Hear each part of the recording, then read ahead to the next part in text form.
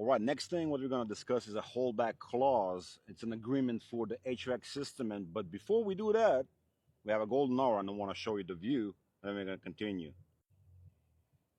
That's the view right now, downtown Memphis, the old bridge, the sunset, Mississippi River, the new bridge, new park, Tom Lee Park, and we have the pyramid in the back, and that's downtown. I live somewhere in there.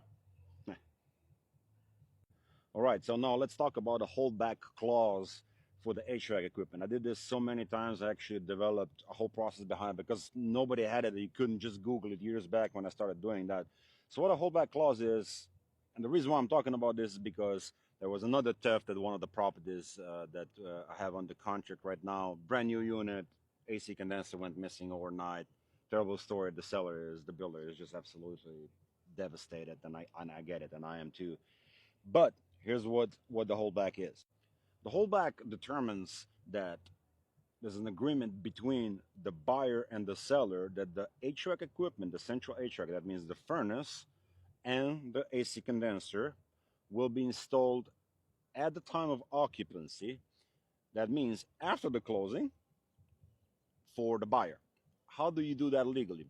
You do that legally that you determine exactly that verbiage. You're saying this is going to be done at the time of occupancy, and it's going to be initiated by the buyer to the seller who's responsible to putting the HVAC equipment in. Now, it needs to be with licensed and insured provider. That's an HVAC company, and they will provide a quote, and you will add a little bit extra. So if the quote is $5,500 or $6,000 for the HVAC system, you will add $500 to it, and you will submit that invoice at the closing statement, and that money will be held back due to the seller after the installation is completed.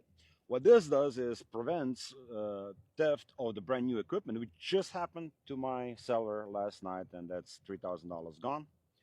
And luckily, they didn't get into the property and didn't steal more stuff. That's good.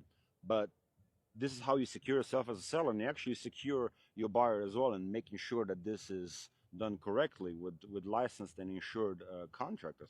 Now, there's a big question there is, well, how does the appraiser do their work? Well, they can, dummy unit.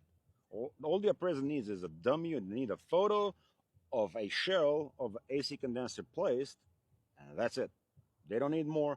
The appraisers never check the function of the HVAC, but they want to make sure that the central HVAC system visually is there.